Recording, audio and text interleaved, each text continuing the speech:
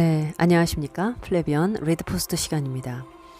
기독교 유튜브에 관한 고찰이라는 제목의 글을 올려주신 원4564님, 어떤 내용을 오늘 소개하고 계시냐면요, 익명의 그리스도인이라고 하는 이론에 바탕을 둔 다른 복음, 이 다른 복음을 전하는 다마스커스 TV 채널 운영자의 2년 전 영상이 있다고 합니다. 그 내용에 대해서 반론을 하시면서 소개해 주셨어요. 이 글을 한번 제가 읽어보겠습니다. 유튜브에는 다양한 채널들이 있다. 그 중에도 기독교 관련 유튜브 채널들이 있다. 다양한 채널들이 있겠지만 개인적으로 나는 유튜브를 보더라도 올바르게 말씀을 선포하는 교회 위주로 본다. 특히 설교의 내용에 따라 구원의 길이 가까울 수도 멀 수도 있기 때문이다. 그래서 인스턴트식 기독교 채널보다는 제대로 된 기독교 채널을 추구한다. 그런 의미에서 어느 기독교 채널을 사례를 들어 비판하고자 한다. 다마스커스 TV라는 채널이 있다. 2년 전 영상이지만 거짓 교리를 옹호하는 영상이어서 글을 적고자 한다. 빌리 그레함 목사는 배도자였는가? 폭로합니다. 라는 반어적 제목으로 빌리 그레함 목사를 옹호하는 영상이다. 빌리 그레함 목사를 옹호하는 과정에서 다마스커스 운영자는 익명의 그리스도인 이론을 내세운다. 영상 11분 57초. 자, 이 다마스커스 TV 운영자가 하는 말이 예수 그리스도 이전에 태어났거나 선교가 이루어지기 전에 태어나 복음을 제대로 들어보지 못한 사람들도 구원의 가능성이 있다, 이렇게 얘기를 하면서요, 이 구원조차 예수 그리스도의 십자가 보혈의 공로다, 이렇게 주장을 한다고 합니다. 비록 그 구원의 혜택을 받은 사람은 눈치채지 못한다 할지라도 그런 가능성이 있다고 얘기하는 게 익명의 그리스도인 이론이라고 합니다. 저는 이 익명의 그리스도인 이론이라는 것을 이 원님 글을 통해서 알았어요. 그래서 똑똑한 회원들이 많이 계셔야 이게 운영자도 좀 따라가면서 배웁니다. 이 익명의 그리스도인 이론이라는 게 카를 라너라는 예수회 신학자에서 나왔다고 그래요. 제스위트. 참 카톨릭 이론이 성경적이라고 주장을 하고 있는 거죠. 그러니까 지금 다마스커스 TV가 이 2년 전 영상, 그래서 제가 한번 들어가서 봤더니 아니나 다를까 많은 분들이 또 그 밑에 이렇게 반론을 주셨더라고요. 그래서 이제 이 채널 운영자가 평신도고 신학을 독학으로 공부를 한다고 하는데 도대체 어떤 신학을 공부하고 있나 참 의문이 생긴다는 겁니다. 익명의 그리스도인 이론이 얼마나 잘못됐는지 이제 성경과 교리로 반론을 펼치고자 한다 하시면서 웨스트민스터 대요리 문답 60문에 복음을 들어본 적 없기 때문에 그리스도를 알지도 믿지도 않는 사람들이 이성의 빛에 따라 살아감으로써 구원을 받을 수가 있는가? 이렇게 질문을 던졌고, 여기에 대하여 답을 어떻게 제시하고 있느냐. 복음을 들어본 적이 없기 때문에 예수 그리스도를 알지도 못하고 믿지도 않는 사람들은 결코 본성의 빛이나 자기들이 믿는 종교의 계율을 부지런히 준수하여 살지 않음으로써 구원을 받을 수 없다. 이렇게 얘기합니다. 그 몸된 교회의 유일한 구원자이신 그리스도밖에는 그 누구에게도 구원이 없다. 그러니까 여기선 지금 구원을 받을 수 있는 길이 두 개가 나타나요. 하나는 뭐냐? 예수 그리스도를 알고 믿는 것입니다. 또 하나는 종교의 계율, 즉 하나님이 주신 율법을 완전하게 수행해서 구원을 받는 겁니다. 근데 완전하게 율법을 준행해서 구원을 받을 수 있는 사람이 있습니까? 유대인들의 패착이 여기 있었던 거예요. 율법을 세운 하나님만 그 율법을 지킬 수가 있습니다. 이것은 하나님의 속성이고 하나님의 의기 때문에 인간이 절대 도달할 수 없는 것이에요. 그런데 왜 이걸 세웠느냐? 우리 모두가 죄인이라는 것을 알게 하시기 위해서 그 율법을 세웠다고 그랬습니다. 근데 열심히 힘써 이 율법을 지켜서 의를 얻으려고 했기 때문에 그들이 오히려 모두 악인으로 드러나게 된 거예요. 하나님의 의는 인간이 사다리를 세워놓고 한 계단 두 계단 소림사 18관문처럼 통과해서 올라갈 수 있는 것이 아닙니다. 하나님께서 내려오셔서 예수 그리스도가 되신 성자 하나님으로 오셔서 자신의 완전한 의를 자기가 제물이 되어서 우리에게 믿음의 법칙으로 가져가라고 자신을 의의 선물로 내어주신 거예요. 그런데 이 예수 그리스도에 대한 이러한 복음을 듣지도 않은 자가 어떻게 믿을 수 있다라는 겁니까? 그리고 그것을 통해서 오히려 구원도 받을 수 있다. 그래서 그 익명의 그리스도인이라는 이론을 내세운다는 거예요. 이 가짜 복음에 대하여 로마서 10장 14절이 이렇게 못 받고 있습니다. 그런즉 저희가 믿지 않는 일을 어찌 부르리요? 듣지도 못한 일을 어찌 믿으리요? 전파하는 자가 없이 어찌 들으리요. 그러니까 이전 시대에 복음을 들어보지도 못했던 사람들이 구원을 받을 수도 있다. 근데 그것도 예수님의 보혈의 공로다. 이 뭐 누구라고요? 이 제수이트 누구? 카를 라너.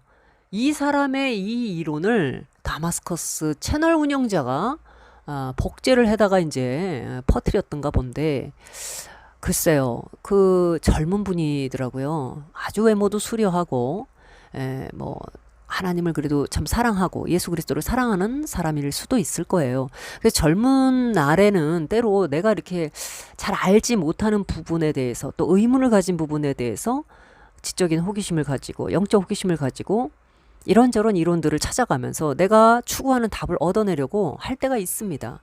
그런데 이게 어떤 단순한 지적 유의의 대상이 되느냐, 그럼 성경이 그렇지가 않기 때문에 불행하고 이게 비극이 될 수가 있습니다.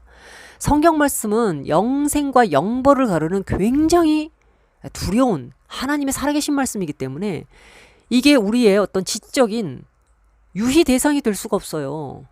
내가 이렇게 조물락거릴 수 있는 그런 차원의 것이 아닙니다, 이게.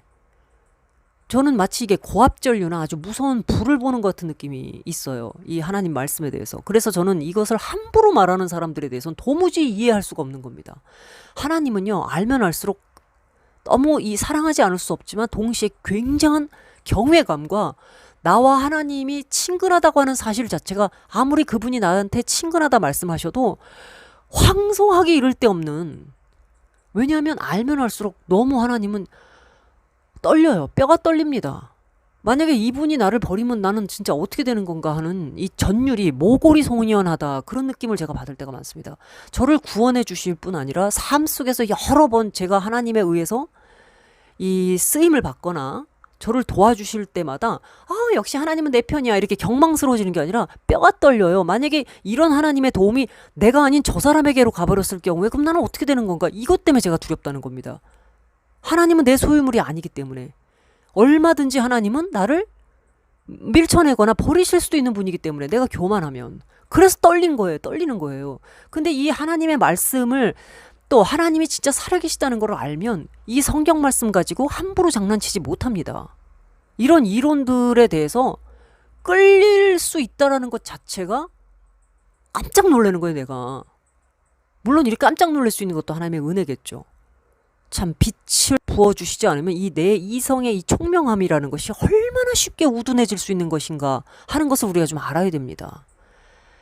그래서 이 다마스커스 운영자의 마음에 하나님께서 만져주셔서 이런 부분들에 대해서 이건 내가 정말 당시에 2년 전에는 하나님의 말씀을 거기에 순종하지 않고 내가 뭔가 그 말씀을 좀 이렇게 가감하려고 하는 교만이 있었다라고, 참 그 사과하는 영상을 올릴 수 있는 그런 위치에 있다면 참 좋겠다, 이런 생각이 좀 들어요. 이 로마서 10장 17절도 이렇게 얘기합니다. 그러므로 믿음은 들음에서 나며 들음은 그리스도의 말씀으로 말미암았느니라. 그러니까 믿음의 법칙으로 우리가 예수 그리스도의 그 의를 얻어오는 겁니다. 믿음이 우리에게 의를 주는 것이 아니라 그 의를 내가 믿어서 그 의가 내게로 전가되어 온다는 거죠. 믿음 자체가 우리의 의를 주는 것은 아닙니다. 그래서 이런 내용들을 정확히 하나님의 법칙을 잘 알고 있어야 이 생명이 나에게로 오는 거지, 이게 뿌리와 가지가 이렇게 제대로 붙지가 않아가지고 생명이 새어버린다고 한번 생각해봐요. 혈관이 터져서 피가 밖으로 샌다. 그러면 과다출혈로 사람이 죽습니다. 금방. 산소 공급도 안 되고. 마찬가지예요.